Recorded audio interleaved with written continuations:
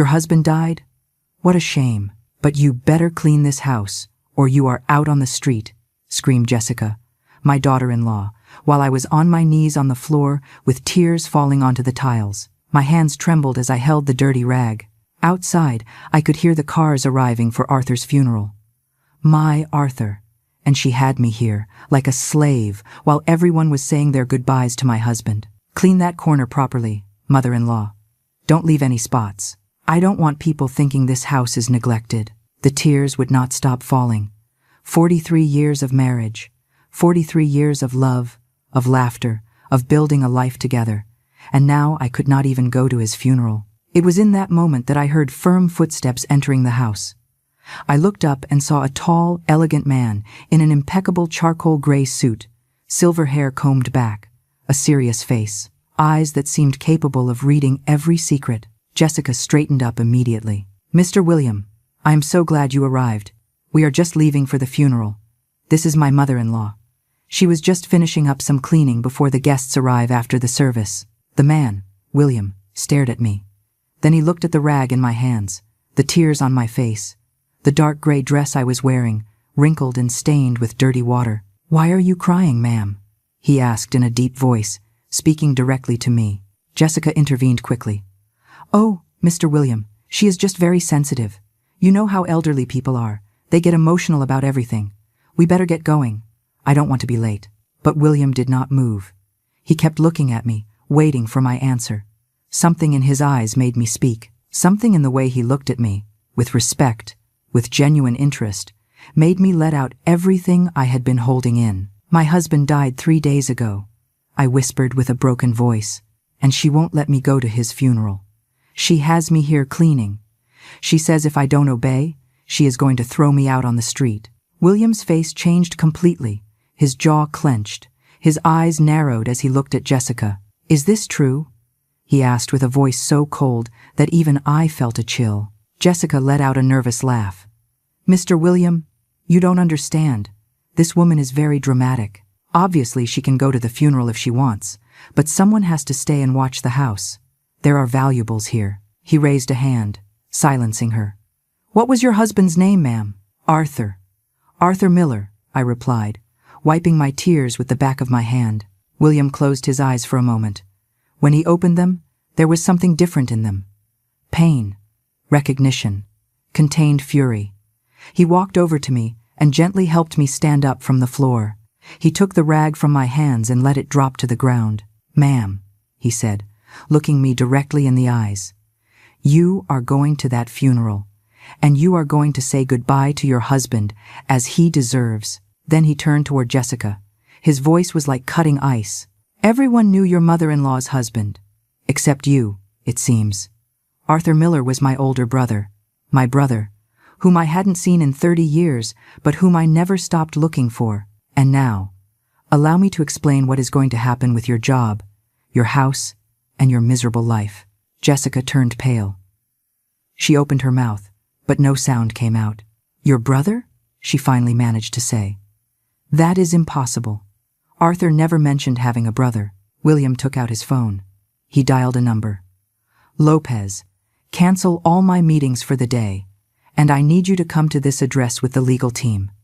Now, he hung up and looked at Jessica with contempt. We were separated when we were children. Different adoptions, different cities. I spent years looking for him. Years. And when I finally found him 6 months ago, do you know what he asked me? That I not introduce myself to the family yet. That I wait for the right moment. He wanted to surprise everyone. He wanted it to be special. I covered my mouth with my hands. Arthur had a brother? Why did he never tell me? William continued, his voice getting harder. We spoke on the phone every week. He told me about his life. About you, Margaret. About how proud he was to have met you. About how happy he was by your side. His voice cracked a little. And he also told me about his daughter-in-law. About how she had changed in the last few months. About how she pressured him for money. About how she treated his wife poorly when he wasn't around. Jessica stepped back. That is a lie. I always treated everyone well. William took a step toward her, then explained to me why my brother called me a week ago, worried, telling me that you had asked him to put the house in your name, that you pressured him saying it was to protect the family from taxes, that you cried and manipulated until he almost gave in. I did not know any of this. Arthur had never told me. Jessica fumbled for her purse nervously. Mr. William, I think there is a misunderstanding. I have to go to the funeral. We can talk about this later. You aren't going anywhere, William said, blocking her path. You are going to sit right there and wait for me. I am going to take Margaret to my brother's funeral, and when we return, you and I are going to have a very long conversation about your future, or rather, the lack thereof. He turned to me and his expression softened. Margaret, may I drive you? We should go now. I nodded, unable to speak. The tears kept falling, but now they were different. There was something else besides the pain. There was hope. There was justice starting to show itself. But before leaving, William turned one last time toward Jessica. Oh, and one other thing. As of this moment, you are suspended from your position at my company, without pay, while we investigate certain financial irregularities that have come to my attention. What a coincidence that they started exactly when you began working with us a year ago, don't you think? Jessica collapsed onto the sofa, all her arrogance vanishing. We left the house, and as I walked toward William's elegant car, a question kept spinning in my head. What else didn't I know about the last months of Arthur's life? And what was I going to discover now? William's car was luxurious, with cream-colored leather seats and a smell of fine wood. I had never been in a vehicle like this. As he drove in silence toward the cemetery, I looked out the window without really seeing anything. My mind was elsewhere. In the last 3 months of Arthur's life, everything had started to change when Jessica got that job. That damned job at the technology company where, I now knew, William was the owner. What a cruel irony of fate. 3 months ago I was in the kitchen making lunch. Arthur arrived from the street with a strange expression. Worried. Tired. He sat at the table without saying a word. What happened, honey? I asked him, drying my hands on my apron. It's Jessica, he said finally. She came over today. She needs us to lend her $20,000. She says it's urgent, that if she doesn't pay a debt, they are going to repossess everything. $20,000? I almost dropped the plate I had in my hands. What does she need so much money for? Arthur shrugged. She didn't want to tell me. She just cried and cried. She said we were her only hope, that if we didn't help her, her life was ruined. I gave him the money, of course. What else could I do? She was our son's wife. Family. We took out the savings we had kept for emergencies and gave them to her. Jessica promised to pay it back in 3 months. She never did. 2 weeks later she came back. This time she needed $15,000 more, then $10,000, then another $8,000. Always with tears, always with dramatic stories, always with promises to pay it back soon. Arthur began to look sick. He lost weight. He slept poorly. One night I found him in the study, with his head in his hands, surrounded by papers. We don't have anything left, Margaret, he told me with a broken voice. The savings are gone. The retirement account is empty, and Jessica now says she needs us to put the house up as collateral for a loan. She says it is the only way to save her business. What business? I asked, feeling fear run down my spine. I don't know. She won't give me details. She just cries and makes me feel like the worst father-in-law in the world if I don't help her. I tried to talk to her. I went to her apartment one day when I knew she would be alone. I knocked on the door. Jessica opened it with a glass of wine in her hand, perfect makeup, expensive clothes. She didn't look like someone in a financial crisis. Margaret, what a surprise, she said without inviting me in. Jessica, we need to talk about the money. Arthur is very stressed. We already gave you over $50,000. When are you going to pay it back? Her expression changed. The mask of the sweet daughter-in-law disappeared. Pay it back? She let out a cold laugh. That money was an investment in the future of this family. You two are old. What are you going to do with that much money? Take it to the grave? At least I am using it for something productive. I froze. Investment? Is that what she called stealing our life savings? Besides, she continued, looking at her nails with indifference, technically that house belongs as much to my husband as it does to you two. When Arthur is gone, who do you think is going to keep everything? So stop bothering me with nonsense about money. Consider it an advance on the inheritance. She slammed the door in my face. I stood there, shaking with rage and fear. When I got home, I told Arthur everything. He went pale. She can't be that cruel. She is the mother of our grandchildren. She is family. But I had seen the truth. Jessica was not family. She was a predator, and we were her prey. Arthur got worse in the following weeks. He started having terrible headaches, dizziness, nausea. I took him to the doctor 3 times. They always told him the same thing. Stress, high blood pressure. You need to rest. Jessica kept coming, kept asking, kept pressuring. One day she arrived with papers. I need you guys to sign this. It is just a formality. A life insurance policy where I am the beneficiary. Just in case something happens to you. So I can take care of everything. Arthur, weak and tired, almost signed. I snatched the paper from his hands. We are not signing anything, I told Jessica, staring her down. Not anymore, she smiled. That smile that I now recognized as pure evil. Fine, don't sign. But when Arthur has a health problem and needs expensive treatment, don't come crying asking for help, because I won't be there. She left, slamming the door. That night, Arthur couldn't sleep. He was sweating cold. Margaret, I'm scared, he told me in the darkness of the bedroom. I feel like something bad is going to happen. I feel like Jessica is planning something. I squeezed his hand. We aren't going to let her do anything to us. Tomorrow we are going to talk to a lawyer. We are going to protect what is ours. But tomorrow never came. The next morning, Arthur got up to take his medications. The ones he took for his blood pressure, the ones he took for his cholesterol. Jessica had insisted on buying them for the last month. She said she wanted to help, that she felt bad for all the stress she had caused. Why didn't I suspect anything? Why didn't I check those pills? Half an hour after taking the pills, Arthur collapsed in the kitchen. He fell like a sack of potatoes, eyes rolled back, foam at the mouth. I called the ambulance, screaming and crying. The paramedics arrived in 15 minutes. 15 minutes that were an eternity. 15 minutes in which I held my husband in my arms, begging him not to leave me. 15 minutes that marked the end of my life as I knew it. At the hospital, they tried to revive him for 40 minutes. I was outside, in the waiting room, praying and shaking. When the doctor came out with that expression on his face, I knew it was over. I am so sorry, ma'am. We did everything possible. It was a massive cardiac arrest. Sometimes it happens without warning. Without warning? Arthur was 68 years old, but he was healthy, active, strong. How could his heart simply stop? Jessica arrived at the hospital 30 minutes later, with dry eyes. Without a single tear, she sat next to me and took my hand with feigned compassion. What a tragedy.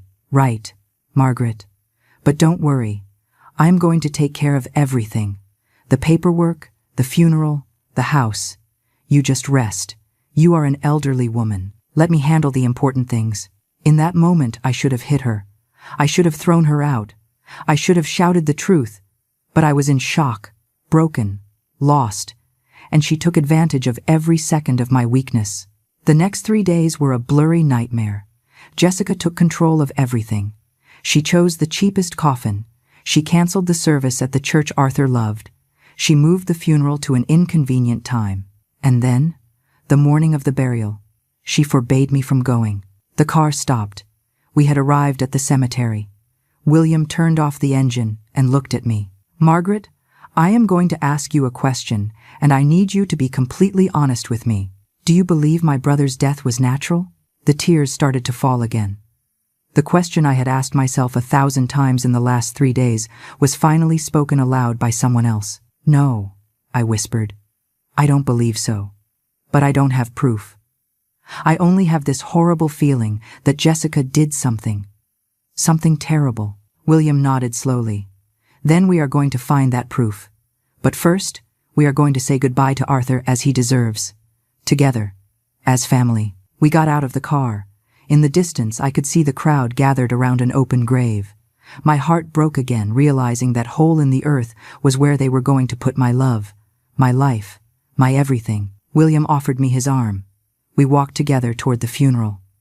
People turned to look at us, some with curiosity, others with compassion, and Jessica, standing next to the coffin in her black dress and her fake tears, saw us arrive and her face transformed into pure terror. Jessica tried to block our path when we reached the group of mourners. She stepped between us and the coffin with her arms extended, as if she were the guardian of the funeral. "You cannot be here," she hissed, looking at William with barely contained hate. "This is a private moment for the family." William looked at her with an icy calm that was scarier than any scream. "Move. Now." Something in his voice made Jessica step back. The people around began to murmur. I could feel their curious gazes on us. On me, the widow arriving late to her own husband's funeral. On William, the elegant man nobody knew but who clearly had power. I approached the coffin. It was closed. I wouldn't even be able to see Arthur's face one last time. I put my trembling hand on the cold, smooth wood. "Goodbye, my love. Forgive me for not arriving on time. Forgive me for not protecting you." The tears fell uncontrollably. William stayed by my side, in silence, letting me cry. After a few minutes, I felt a hand on my shoulder.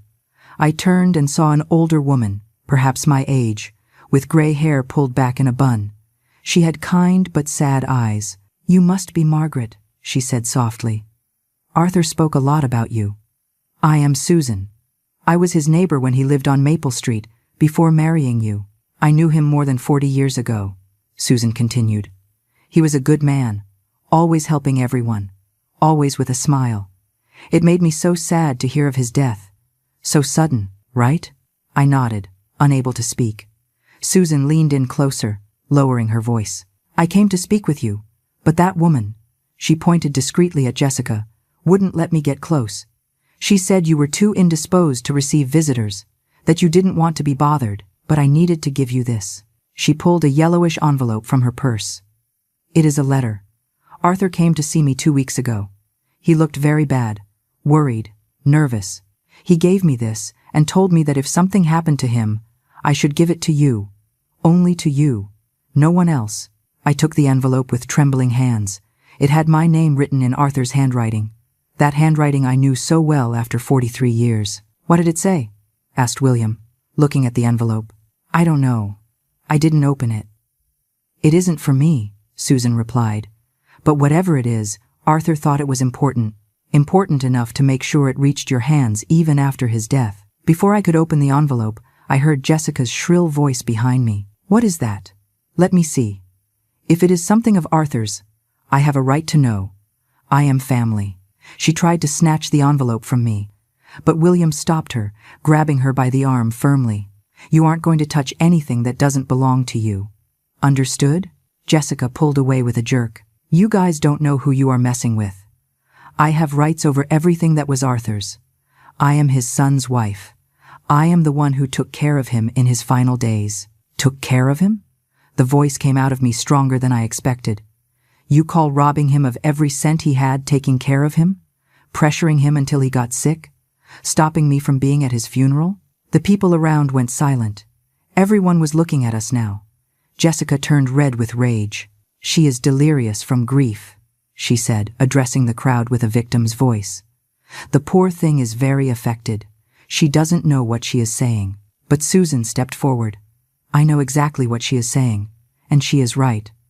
Arthur told me everything about you, miss, about how you manipulated him, about how you got money out of him with lies, about how you threatened him if he didn't do what you wanted." Jessica glared at her. "You are a nosy old woman who doesn't know anything." "I know more than you think," Susan replied without being intimidated. "I know that Arthur was planning to report you. I know he had spoken with a lawyer, and I know you found out about those plans. How convenient that he died right before being able to do it, right?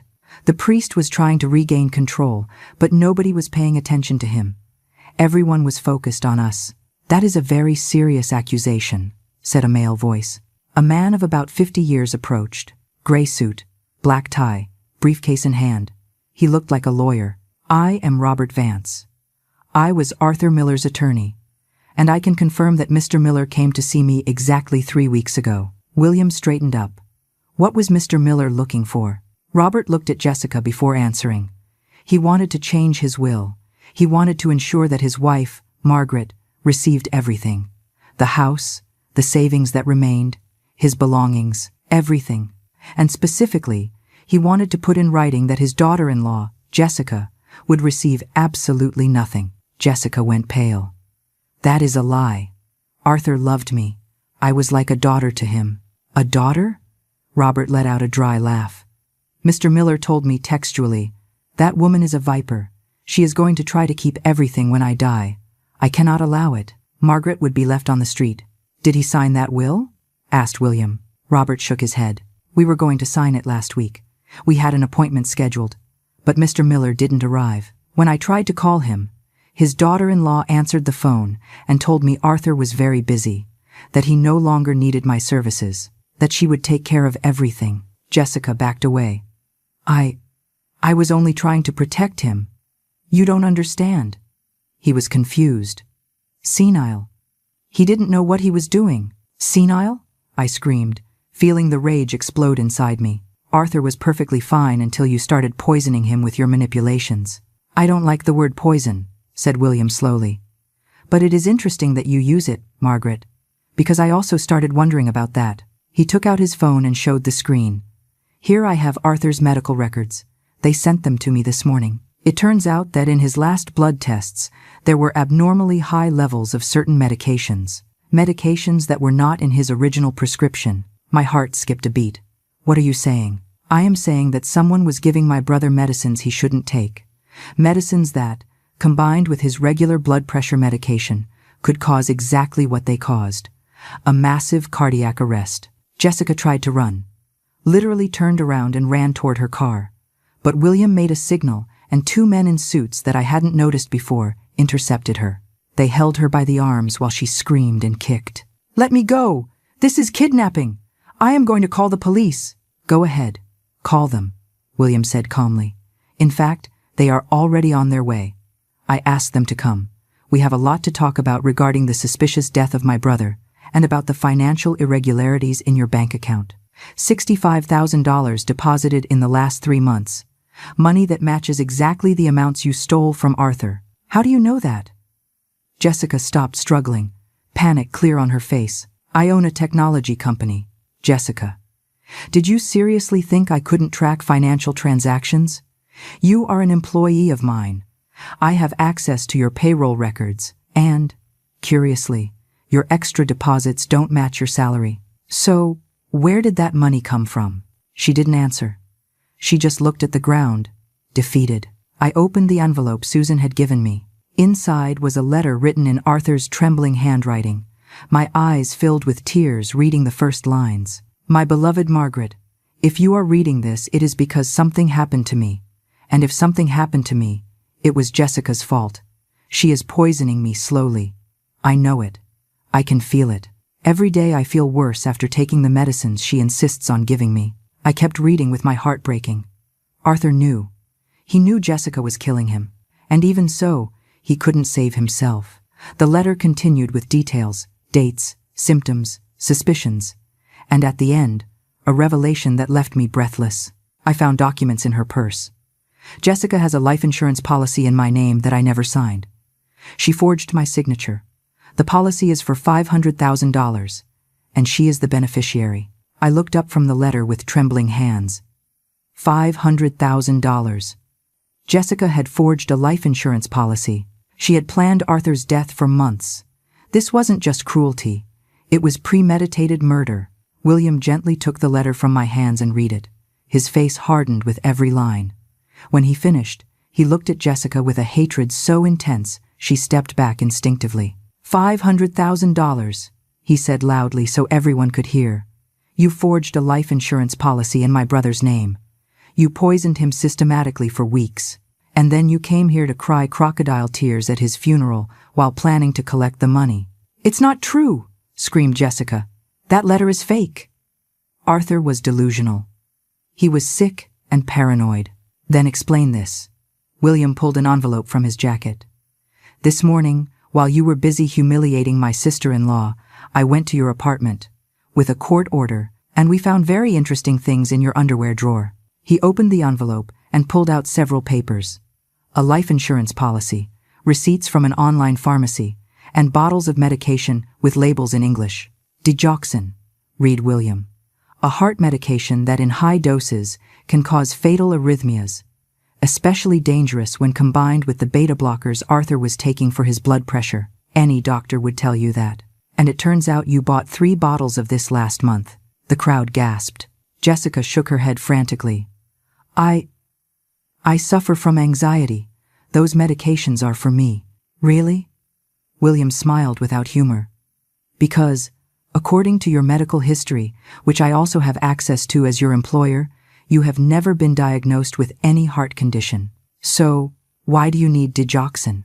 Jessica opened her mouth, but no sound came out. The trap was closing around her, and she knew it. It was then that I heard another voice.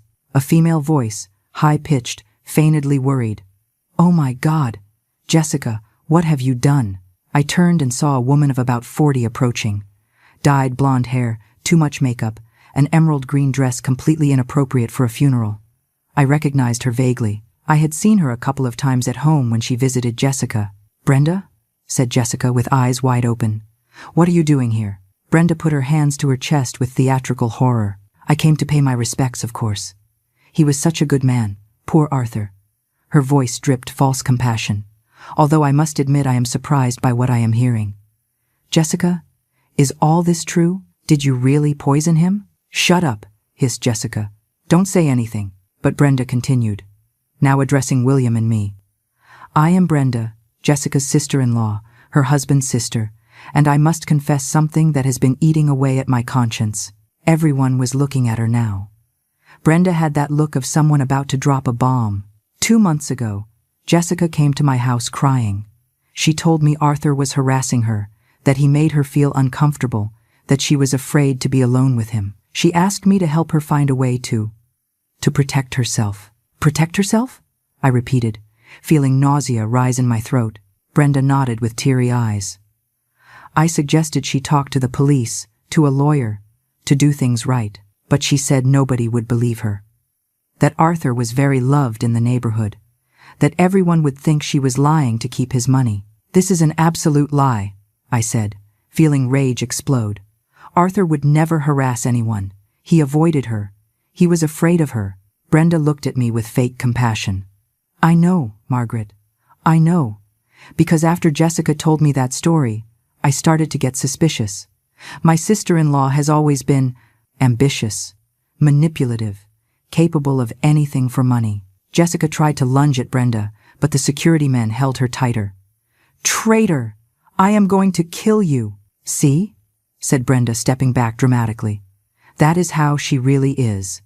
Violent, dangerous. That is why I decided to investigate on my own. She took out her phone and showed it. Here I have messages from Jessica.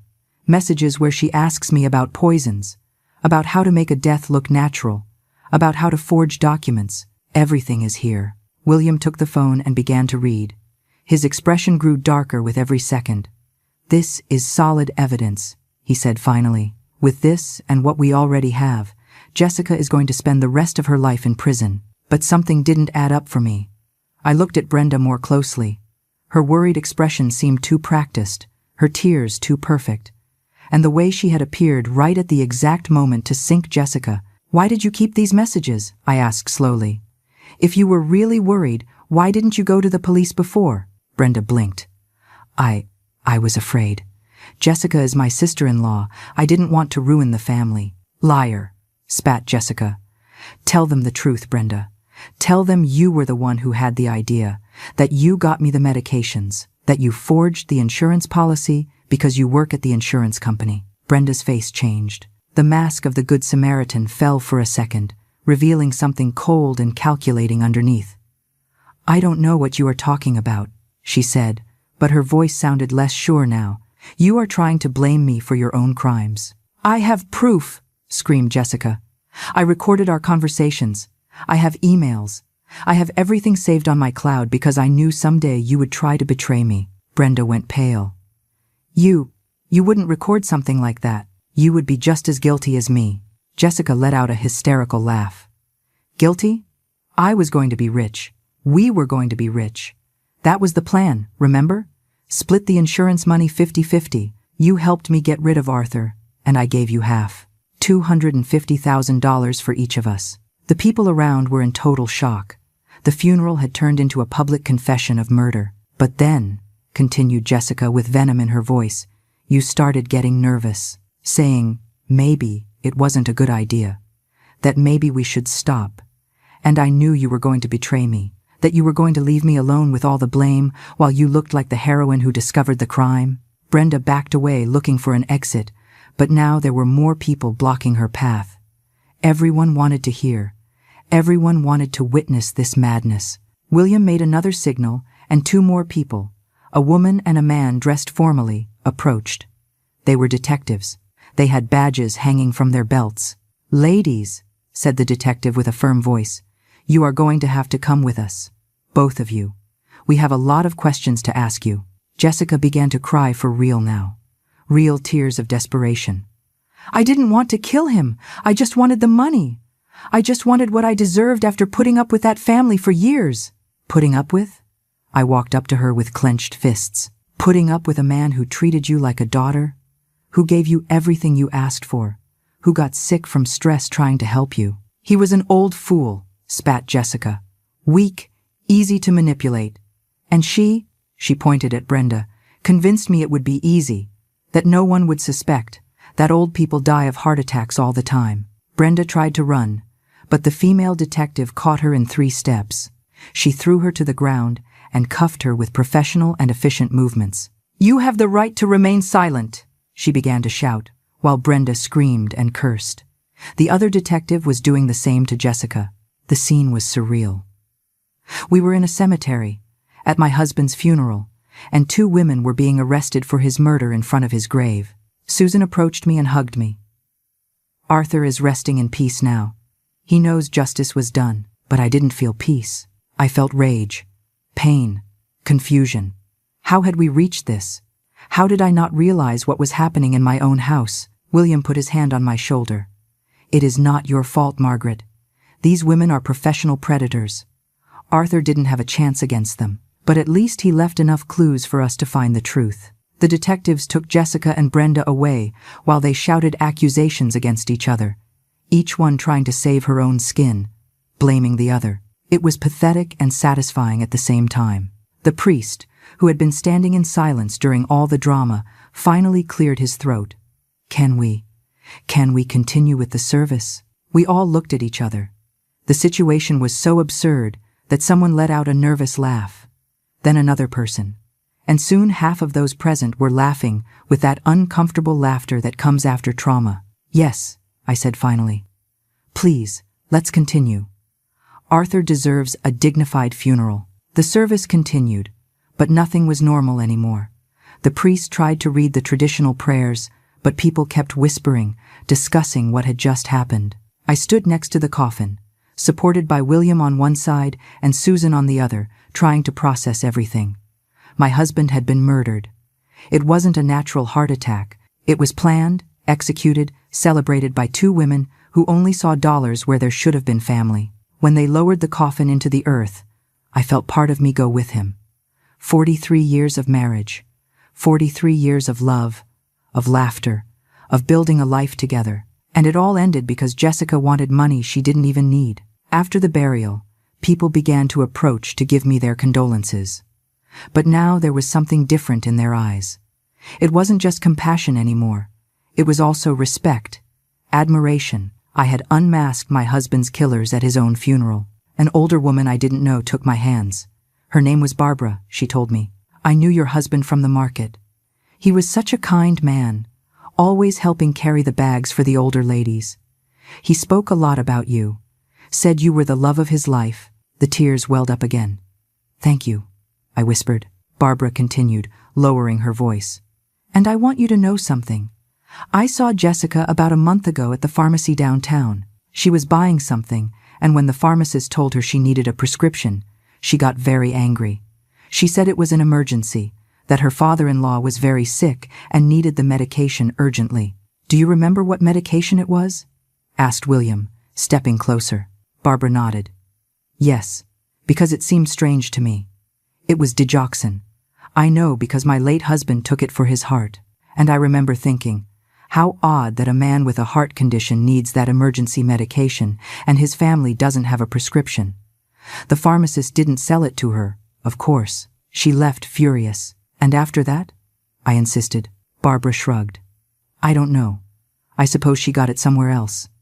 There are online pharmacies that sell without prescriptions if you pay extra. William took out his notebook and wrote down Barbara's name and phone number. The detectives are going to want to talk to you. It is important testimony. When Barbara walked away, more people started coming up with similar stories.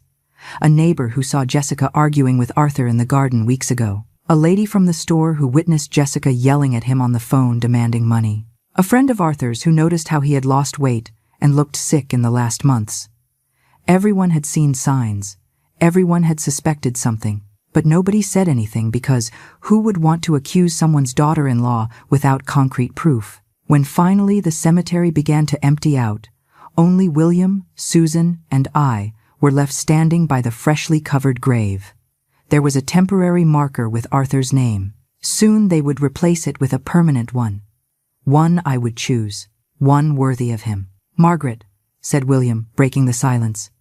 We need to talk about practical matters. I know it isn't the ideal time, but there are things that must be resolved.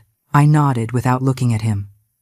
I kept looking at the freshly moved earth, imagining Arthur down there, cold and alone. The house, continued William. Jessica has no right over it. Arthur left everything documented in papers we had stored. The house is completely in your name. Always was. Jessica lied when she said there was a mortgage. I looked up surprised. There is no mortgage? There is nothing. The house has been paid off for 15 years. Arthur showed it to me months ago when we started talking. He was proud of having given you a safe home. Jessica invented that debt to scare you, to control you. I felt a mix of relief and rage. More lies, more manipulation. There are also the savings, William continued. Well, what little is left of them. Jessica managed to take out almost everything, but there is an account Arthur opened years ago in his name exclusively. It has $32,000. He kept it secret precisely to protect you in case something happened. $32,000?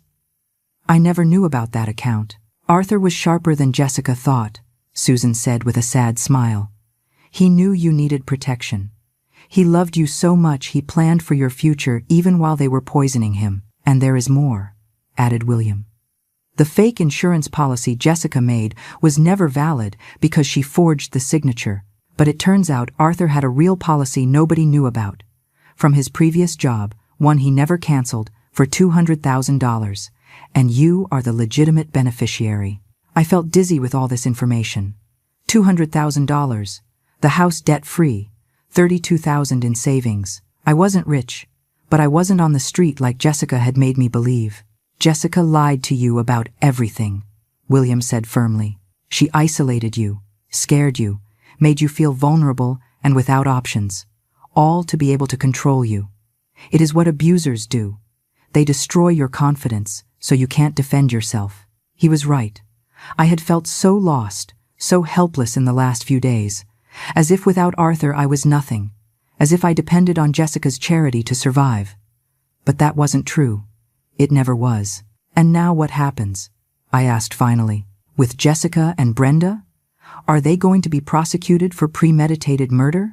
With Arthur's letter, the medications we found, the messages between them, the witnesses' testimonies, they have enough evidence to convict them, answered William. They are going to spend decades in prison, maybe their whole lives.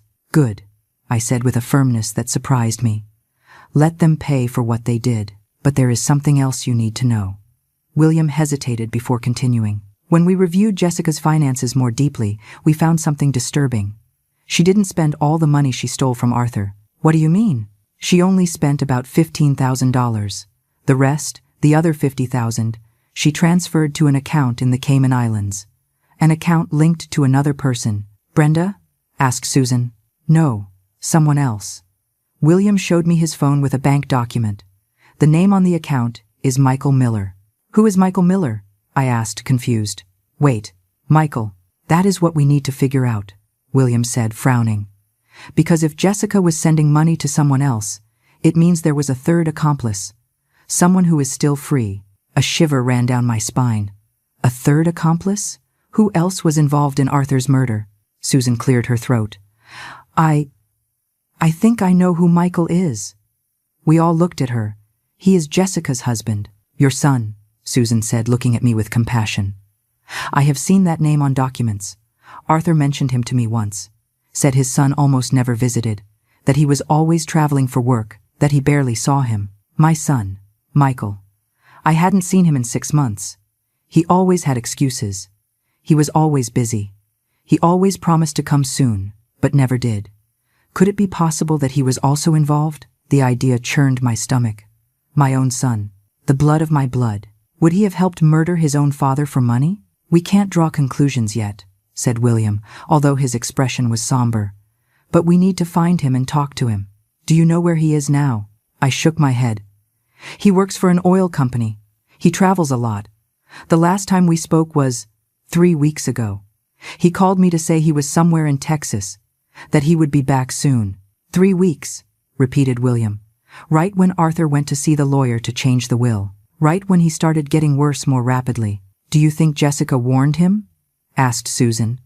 That she told him Arthur was trying to cut him out of the inheritance, and that's why they accelerated the plan? It is a possibility, answered William. I need to make some calls, see if I can track Michael down. While William walked away talking on the phone, I stood staring at Arthur's grave. If our son was involved, if he had also betrayed his father for money, I don't know if I could handle it. Susan hugged me. Whatever they discover, you are going to be okay. You have friends now. You have William, who clearly is going to protect you, and you have the truth on your side. But the truth hurt. It hurt so much I almost wished to remain in ignorance. Almost. William returned 20 minutes later with a grave expression. I found Michael. He is in Houston. I asked him to come immediately. I told him it was urgent, that it had to do with his father's funeral. And what did he say? I asked, fearing the answer. He said he would take the first flight, that he would be here tomorrow morning. William paused. But there was something strange in his voice. He didn't sound surprised when I told him Arthur had died. He sounded prepared, as if he already knew. Fear settled deeper in my chest. My son, my only son, the baby I had carried, fed, raised with all my love. Could he really be involved in this? Margaret, William said, taking my hands. I know this is hard, but I need you to be strong a little longer. Tomorrow, when Michael arrives, we are going to confront him. We are going to get answers. And whatever the truth is, we are going to face it together. I nodded, even though inside I was crumbling. Susan suggested we go somewhere for coffee, to process everything that had happened. But I just wanted to go home. To my house. The house Arthur and I built together. The house Jessica had tried to steal from me. William insisted on driving me. During the ride, neither of us spoke much. I looked out the window, watching the familiar streets pass by. Everything looked the same, but everything had changed. I had changed. When we arrived at the house, there was something different. The front door was ajar. William signaled me to stay back and entered first. I followed him closely, my heart beating hard. The living room was destroyed. Sofa cushions thrown on the floor, drawers open, papers scattered everywhere.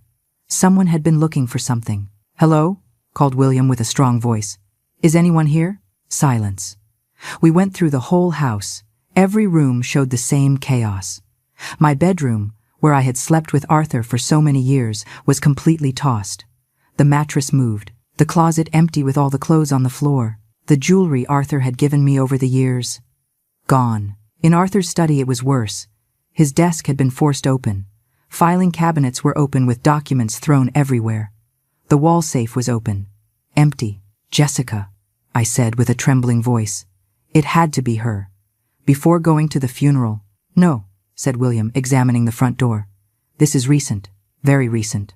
The splintered wood is still fresh. This happened while we were at the cemetery. Someone knew the house would be empty. Who? Who else would know? William took out his phone and started dialing. I am going to call the police. This is a burglary. But I have a theory of who it was. While William talked to the police, I walked to the kitchen. I needed water. I needed to sit down. I needed to breathe. It was there that I found it. A manila envelope on the kitchen table. It wasn't there this morning. Someone had left it deliberately. With trembling hands, I opened it. Inside were photos. Photos of Arthur and me. But they weren't normal photos. Someone had drawn red crosses over our faces. There were messages written with black marker. "This is just the beginning. Pay what you owe. The old man already paid. Now it is your turn." I screamed. I couldn't help it. William ran to the kitchen and took the envelope from my hands. "Damn it," he said, reading the threats. "This is bigger than we thought. It isn't just Jessica and Brenda. There is someone else. Someone dangerous." The police arrived 30 minutes later. 2 officers took photos, asked questions, checked the house.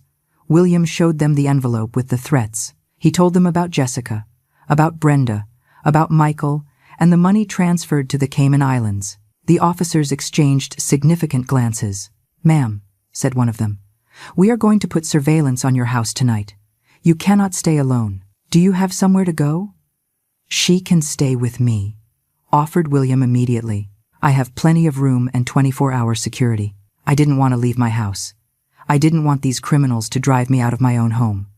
But I wasn't stupid either. Someone had been here. Someone had threatened me, and that someone could return. We packed some things. Clothes, toiletries, the few jewels they hadn't stolen. While doing so, I found something under my pillow. Another envelope. This one was smaller, with my name written in Arthur's handwriting. I opened it with trembling fingers. It was a short letter. "My beloved Margaret, if you are reading this, it is because I didn't manage to protect you in time. There are things I didn't tell you, secrets I kept so as not to worry you, but now you must know the truth. Michael has debts. Gambling debts. He owes more than $200,000 to very dangerous people. He came to me 4 months ago asking for help. I gave him what I could, but it wasn't enough. Then he met Jessica, and she offered him a solution that I rejected when they proposed it to me. I suspect that is why I am now in danger. Be careful with our son. He is no longer the boy we raised. He has become a stranger, one capable of anything. I love you, always. Arthur." Tears ran down my cheeks as I passed the letter to William. He read it and his expression hardened even more. $200,000 in gambling debts. That is why Jessica made the fake insurance policy for $500,000, split between the 3, Michael, Jessica, and Brenda. Enough to pay the debts and have extra. "And the solution Arthur rejected?" I asked, although I already knew the answer. "Killing him and collecting the insurance." William put the letter away carefully. Arthur refused to be part of the plan, so they turned him into the victim. My son. My own son had participated in the murder of his father. For money, for gambling debts, for greed. I couldn't process this. It was too much pain, too much betrayal. "Mrs. Miller," said one of the police officers approaching, "we found something in the back garden. You should come see this." We all went out. In the garden, next to the rose bush Arthur had planted for our 40th anniversary, was a freshly dug hole. And in that hole, partially buried, was a suitcase. The police pulled it out and opened it. Inside were bundles of bills, thousands and thousands of dollars. There were also documents, fake passports with photos of Jessica and Michael, plane tickets to the Cayman Islands, dated for yesterday. They were going to flee, I said, feeling nausea. They were going to kill Arthur, collect the insurance, and flee the country. "And leave you here to deal with the consequences," added William with contained fury. "They probably were going to make you look like an accomplice. That is why Jessica kept you away from the funeral. That is why she isolated you. They wanted you to look suspicious." The police counted the money. There was almost $80,000 in cash, probably part of what Jessica had stolen from Arthur over months. "This is evidence," said the officer. "We are taking it to the station. But ma'am, I need you to understand something. You are in real danger. Whoever left that envelope with the threats knows where you live. And if Michael is involved with dangerous people, illegal loan sharks or worse, then they aren't going to stop until they recover what they consider theirs." "What they consider theirs?" I asked, confused. "Arthur is already dead. But the fake insurance policy was never collected," explained William. "And the real policy is going to go to you. $200,000 that Michael probably already promised to his creditors. If he doesn't pay it, they are going to kill him. And if he can't pay it, they are going to come for you. So they wanted to kill me too. They wanted me to die so my son could inherit and pay his debts. It wasn't just Arthur's murder. It was the murder of both of us. A plan to eliminate his own parents for money. I sat on the porch steps, unable to stand. My family, my son, everything had been a lie. Everything had been an act while they planned to destroy us. William sat next to me and put his arm around my shoulders. I am not going to let anything happen to you, I promise. Arthur was my brother. You are my family now, and I protect my family. That night, I stayed at William's house. It was an elegant mansion on the outskirts of the city, with perfectly manicured gardens and a security system that looked like something out of a movie. Guards at the entrance, cameras everywhere, electric gates. I felt like a prisoner, but at least a safe prisoner. William showed me a guest room that was bigger than my living room and kitchen combined. King-size bed with ivory sheets, private bathroom with a whirlpool tub, view of the illuminated garden. Everything was perfect. Everything was beautiful, and I felt completely out of place. Rest, William said from the door. Tomorrow will be a difficult day. Michael arrives at 9 in the morning. We are going to be ready for him. Ready how? I asked, sitting on the bed. The detectives are going to be here. Also a lawyer. And me. We are going to confront him with everything. The money transfers, the gambling debts, the connection with Jessica and Brenda. He won't be able to lie when we put all the evidence in front of him. I nodded, not knowing what else to say. William closed the door, and I was left alone. I tried to sleep, but it was impossible. Every time I closed my eyes, I saw Michael's face when he was a child. His first steps, his first day of school, his graduation. All those beautiful moments now stained with the horrible truth of what he had become. At 3 in the morning, I gave up. I went down to the kitchen looking for water. I found William seated at the counter with a glass of whiskey in his hand, looking at papers scattered on the marble. Can't sleep either, he said without looking up. I sat next to him. I can't stop thinking about Michael. Where did we fail? What did we do wrong for him to turn into this? William took a sip of his whiskey. It isn't your fault. Some people simply choose the easy path. They choose greed over family, money over love. Do you have children? I asked. He shook his head. I never had time. I built my company from scratch.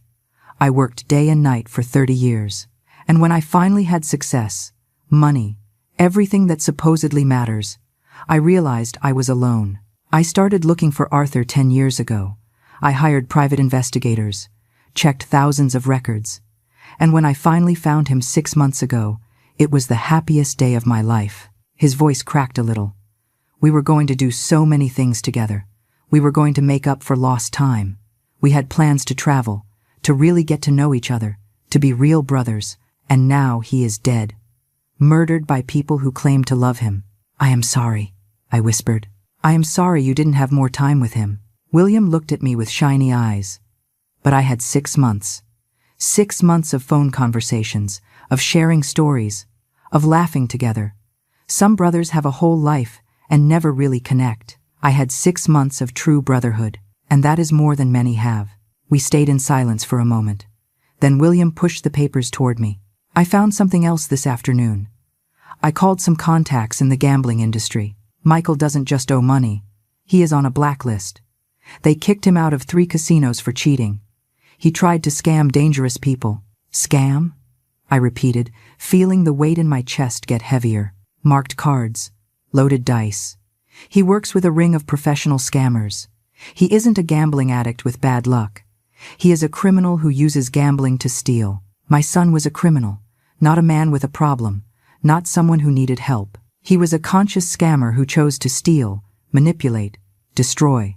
And there is more, continued William, taking out a photo. This is Frank Russo. He is the man Michael owes the bulk of the money to.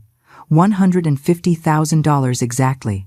The photo showed a man of about 40, bald, tattoos on his neck, scar on his cheek, dead eyes.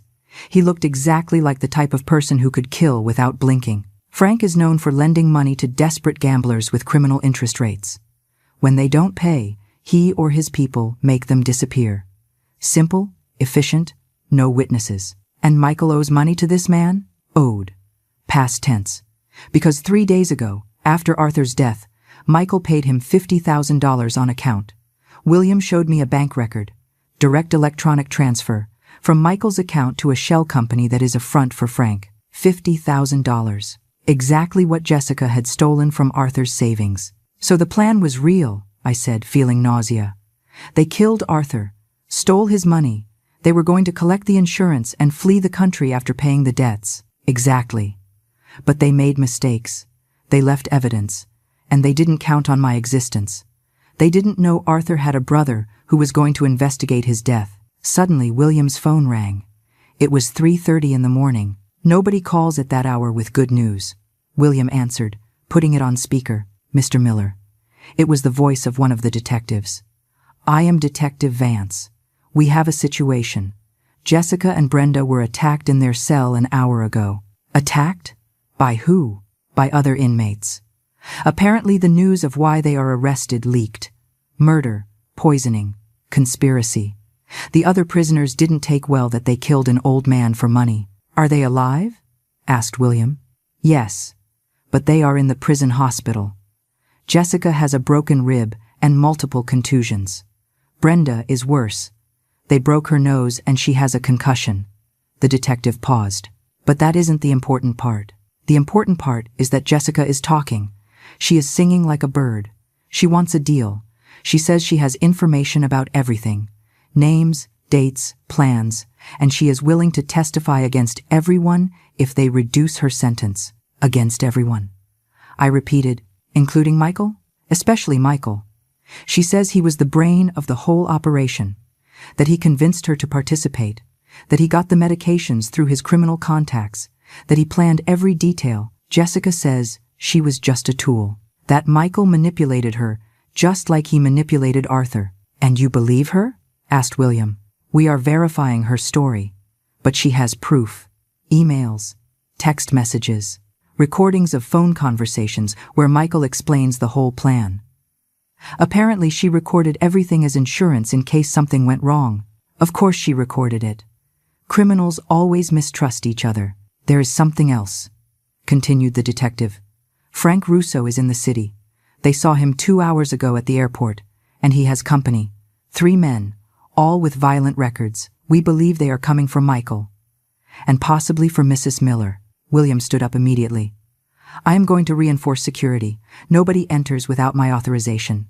We already alerted all patrol units in your zone. But, Mr. Miller, these are professionals. If they really want to get in, they are going to find a way. Then let them try, said William with a cold voice that gave me chills.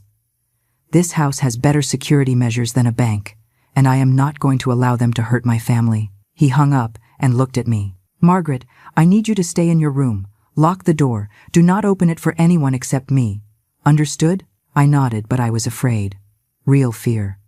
Frank and his men were coming for me. They were coming to finish what Michael had started, to eliminate the last obstacle between them and the insurance money. William made several calls. Additional guards, police on alert, security systems to the max.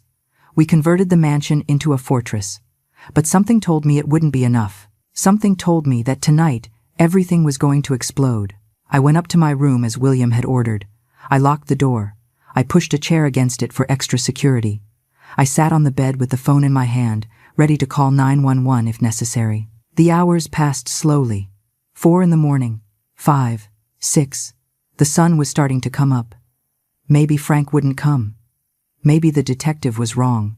Then I heard the first shot, then another, and another. Screams outside. Alarm sounding, the sound of glass breaking, footsteps running down the hallway, more shots. I threw myself on the floor and crawled under the bed. My heart beat so hard I thought it would come out of my chest. Tears ran down my face. I prayed. I prayed like I hadn't prayed in years. The door to my room shook. Someone was trying to kick it in. 1, 2, 3 times. The wood began to splinter. The door gave way with a horrible crack. From under the bed I could see black boots entering the room. 2 pairs. Heavy. Threatening. My breathing stopped. I tried to make myself invisible, smaller, non-existent. Where is she? Said a deep voice with a distinct accent. She isn't here, replied another voice. Check the bathroom. I heard footsteps moving through the room. Drawers opening, the closet being checked, the sound of the bathroom door opening violently. Damn it. She is hiding somewhere. One of the men approached the bed. I saw his boots stopping inches from my face. Then he crouched down. Our eyes met. It was a young man, maybe 30 years old, with a scar on his eyebrow. He smiled, showing gold teeth. "Here you are, Grandma." He dragged me from under the bed, grabbing me by the arm. I screamed, but he covered my mouth with his enormous hand. He smelled of tobacco and sweat. The other man, bigger, bald, with tattoos on his arms, approached. "Is it her?" asked the bald one. "Has to be.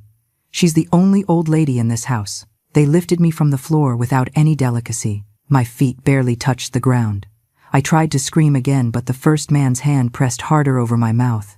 "Frank wants to talk to you, lady," said the bald one, looking at me with cold eyes. "He says your son owes him money. A lot of money. And since it seems the coward Michael is hiding, you are going to pay for him." I tried to shake my head. I had nothing to do with my son's debts, but they didn't want to hear explanations. They started dragging me toward the door.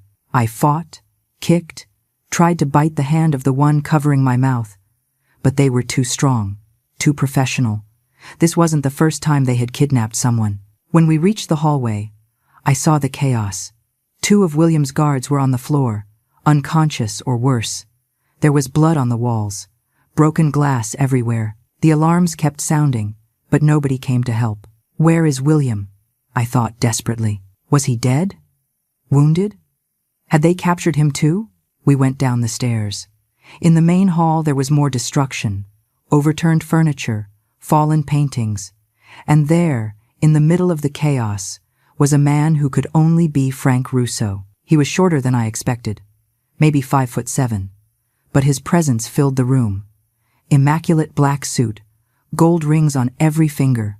Watch that probably cost more than my house, but it was his face that was most scary. Neutral expression, dead eyes. The face of someone who had seen and done horrible things so many times he no longer felt anything. "Mrs. Margaret Miller," he said with a soft voice, almost polite. "Finally we meet. Your son has spoken a lot about you." The man with gold teeth let go of my mouth, but kept holding my arms. "I beg you," I managed to say with a trembling voice. "I have nothing to do with my son's debts. I don't know anything about that." Frank smiled, but it didn't reach his eyes. "Oh, but you do have to do with it, ma'am, because your son promised me money. $200,000 specifically. Money from your late husband's life insurance. Money that now, thanks to certain legal complications, he isn't going to be able to collect." He walked in circles around me like a shark. So I thought, if Michael can't pay, who can? And the answer is obvious. You, the widow, the legitimate beneficiary of the insurance. "I am not going to give you a single cent," I said, finding courage I didn't know I had. "My husband died because of that money, because of my son's greed. I am not going to reward the murderers." Frank stopped in front of me. His expression didn't change, but something dangerous shone in his eyes. "Ma'am, I believe you don't understand the situation. I am not asking you for the money. I am demanding it. And if you don't cooperate, well, let's say there are ways to change your mind." He made a signal, and the bald man pulled out a knife. The blade shone under the living room lights. My heart beat so hard I thought it would explode. But before they could do anything, I heard shots. Many shots. From outside the house. Screams. The sound of sirens approaching. Frank's men exchanged nervous glances. "What the hell?" said the one with the gold teeth. Frank took out his phone and dialed. "What is happening out there?" He listened to the answer, and his face tensed. "The police. It's at least 10 cruisers. They surrounded us." "Impossible," he grunted. "We had surveillance. Nobody could have called them." "Someone did," replied a voice from the stairs. It was William. He had blood on his shirt, but he was standing, alive, pointing a gun at them. I did. 20 minutes ago, when the first alarm tripped, Frank looked at him with disdain. "You are a dead man, Miller." "Maybe," replied William calmly. "But you guys definitely are. The police have orders to shoot, to kill, if you try to leave with hostages. So you have 2 options. Surrender now or die here. You choose." The one with the gold teeth moved his weapon toward William, but before he could shoot, the windows exploded. Dozens of police officers entered from everywhere, Rifles pointed. Shouts of, "Get on the ground! Drop your weapons, now!" Everything happened in seconds. Frank's men tried to resist, but they were outnumbered. Shots, screams. One of them fell, then another. The bald one threw his knife and raised his hands. The one with the gold teeth did the same, blood running from his shoulder where a bullet had hit him. Frank let me go and tried to run toward the back of the house, but William shot him in the leg. He fell screaming and cursing. In seconds, the police had him face down with handcuffs on his wrists. I let myself fall to the floor, shaking, crying, unable to process that I had survived. William ran toward me and helped me stand up. "Are you hurt?" he asked, checking me. I shook my head. "I am fine, but you are bleeding. It is just a scratch. I will be fine. The important thing is that you are safe." The paramedics entered and started tending to the wounded. Police everywhere taking photos, collecting evidence, arresting the criminals. It was chaos, but controlled chaos. Detective Vance approached us. "Mrs. Miller, I am sorry you had to go through this, but you are lucky." Mr. Miller acted fast. If he hadn't alerted us in time, this could have ended very differently.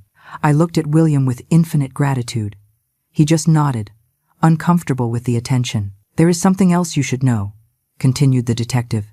"We arrested Michael an hour ago at the airport. He was trying to flee to Mexico with a fake passport and almost $100,000 in cash. My son, arrested. Fleeing like a coward while sending assassins after his own mother." "Where is he now?" asked William. "In custody. They are interrogating him, and he is talking, confessing everything. Apparently he thought he could make a deal if he turned everyone else in. He gave us names, bank accounts, the whole plan." "I want to see him," I said suddenly. Everyone looked at me surprised. "I want to see my son. I want to hear from his mouth why he did this." "Mrs. Miller," said the detective doubtfully, "I don't know if that is a good idea. He is very agitated, saying horrible things, blaming everyone but himself. I don't care. I have a right to see him, to hear him, to tell him what I think of him." William took my hand. "If that is what you want, I am going with you. You aren't going to be alone." 2 hours later, we were at the police station. They took me to an interrogation room. Michael was sitting on the other side of a metal table, handcuffed, with a black eye and scratches on his face. Apparently, he hadn't surrendered easily. When he saw me enter, his expression changed. First surprise, then something that could have been shame, but quickly it transformed into anger. "Mom," he said with a hard voice, "good thing you are alive, although you ruined everything. If you had died like you were supposed to, I could have collected the inheritance and solved this problem." I sat in front of him, looking at him as if he were a stranger, because he was. This man with cold eyes and black heart wasn't my son, not the boy I had raised. "How could you?" I whispered. "How could you kill your own father? How could you plan my death?" He shrugged. "It was just business. Mom, Dad was going to die soon anyway. He was old, sick. What difference does it make if he died a little earlier? At least his death served something useful, something useful." That is what he called the murder of his father. To pay his gambling debts, to save his miserable life. "Your father loved you," I said with tears running down my cheeks. "He would have done anything for you. And you killed him. He loved me so much he left me with debts of $200,000, spat Michael. "He loved me so much he refused to help me when I needed it most. Said I had to learn responsibility, that I had to face the consequences of my actions. Well, these are his consequences." I stood up from the chair, feeling like something broke definitely inside me. The last piece of hope that my son had even a shred of humanity. There was nothing left. "You aren't my son," I said with a firm voice. "My son died a long time ago. You are just a stranger, a criminal, a murderer, and I hope you spend the rest of your miserable life rotting in a cell." Michael let out a bitter laugh. "Sure, Mom, disown your only son.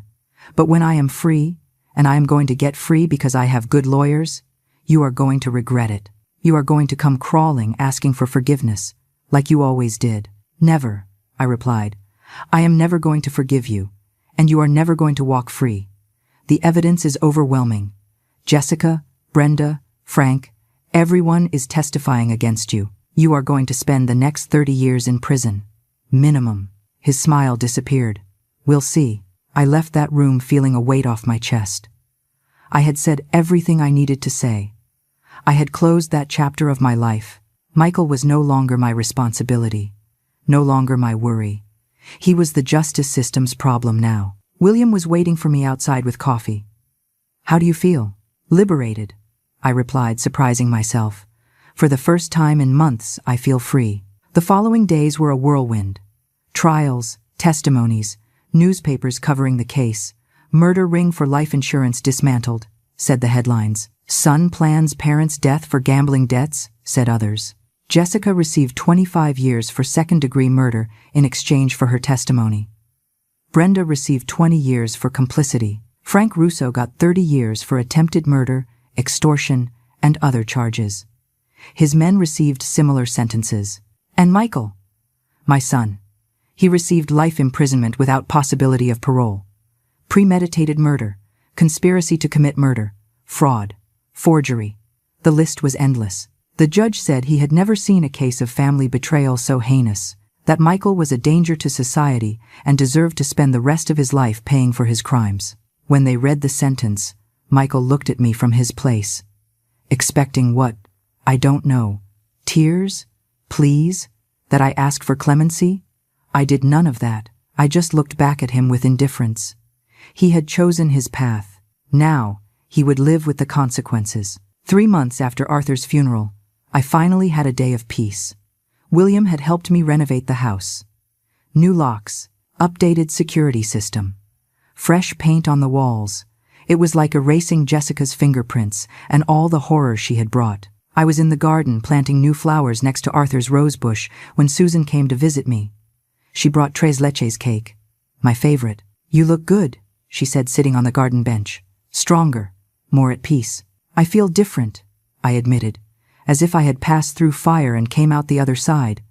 Burned but not destroyed. Arthur would be proud of you, of how you handled everything, of how you stayed strong. The tears came, but they were different now. They weren't tears of desperation, but of memory, of love, of gratitude for having had 43 years with a wonderful man.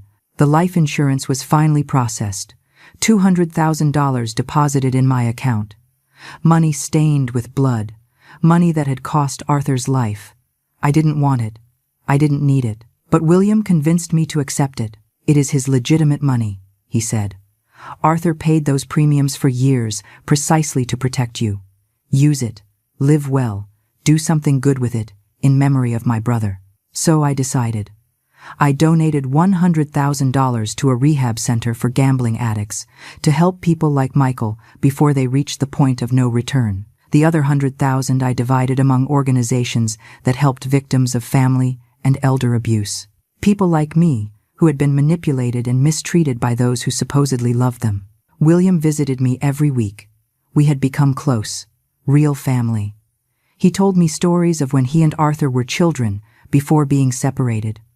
I told him about the years I had spent with his brother. In a way, we kept Arthur's memory alive together. One day, 6 months after the funeral, William arrived with a large box. I have something for you, he said with a mysterious smile. Inside the box was a portrait. A beautiful oil painting of Arthur and William together, painted from photos I had provided. It showed them smiling, with arms around each other's shoulders. Brothers, finally reunited, even if it was only in art. I cried when I saw it. It is perfect. We hung the portrait over the fireplace in the living room. A reminder that although evil tried to destroy this family, love was stronger in the end. Whenever I looked at it, I felt peace. Arthur was in a better place now. He no longer suffered. He was no longer a victim of others' greed. He was free. Robert, the lawyer, came one afternoon with final documents. Everything is in order, Mrs. Miller. The house is completely in your name. No debts, no claims. The savings we recovered from Jessica's accounts are also yours. In total, you have around $120,000 in liquid assets besides the property. I had never had that much money. I had never been so independent. It was terrifying and liberating at the same time. And what are you going to do now? Asked Robert, putting away the papers. Live, I replied with a smile. Simply live. And that is what I did. I took painting classes. I had always wanted to learn, but never had time. I joined a book club at the library. I made new friends, women my age, who had also gone through losses and tragedies, but who kept going with grace and strength. Susan and I became inseparable. We went to the market together, to the movies, to have coffee. She introduced me to her group of friends, and soon I had a whole community of support, people I cared about and who cared about me. Chosen family, not by blood. 1 year after Arthur's death, I did something I never thought I would do. I went back to the cemetery, this time without fear, without overwhelming pain, just with fresh flowers and a heart at peace. "Hello, my love," I said, kneeling next to his headstone. I had ordered it made of white marble with gold letters, worthy of him. "Sorry I haven't come sooner. I needed time to heal, to process everything." I told him about the trial, about the sentences, about how William and I had become family, about my new life, about how, although I missed him every day, I was okay. I was surviving. I was thriving even. "You did well leaving those letters," I continued, "in documenting everything. Without those clues, Jessica and Michael might have gone unpunished. Thank you for protecting me even after your death. Thank you for loving me so much." A soft breeze blew, moving the flowers I had brought. I like to think it was Arthur telling me he heard me, that he was proud, that it was time to move on. When I stood up to leave, I saw William waiting by his car. It had become a ritual. Every anniversary, every important date, we came together to visit Arthur. Two people united by love for a man who was no longer here, but whose legacy lived in us. "Ready?" he asked when I approached. "Ready." We drove back in comfortable silence. We no longer needed to fill every moment with words. Simply being present was enough. That night, alone in my house, I sat in the armchair where Arthur used to read the newspaper. I looked at the portrait over the fireplace, the brothers smiling, united, victorious over the evil that had tried to separate them. I learned something from all this. I learned that family isn't always the people who share your blood. Sometimes it is the people who choose to stay when everything falls apart. People like William, like Susan, like Robert and Barbara, and everyone who supported me when I needed it most. I learned that true love leaves tracks even after death, that good people like Arthur never really abandon us. They live in our memories, in our actions, in the choices we make every day to honor their memory. And I learned that justice, although sometimes it takes time, eventually arrives, that the truth always comes to light, that evil can win battles, but never wins the war. Jessica, Brenda, Michael, and Frank paid for their crimes. I recovered my life, and although the price was high, although I lost the love of my life and the son I thought I knew, I gained something more valuable. I gained strength, independence, self-respect, freedom. I am Margaret. I am 67 years old. I am a widow. I am a survivor. I am stronger than I ever thought I could be. And my story doesn't end in tragedy. It ends in triumph, in renewal, in the living proof that even in our darkest moments, when everything seems lost, there is still light, there is still hope, there is still life to live. And that, in the end, is the only thing that really matters.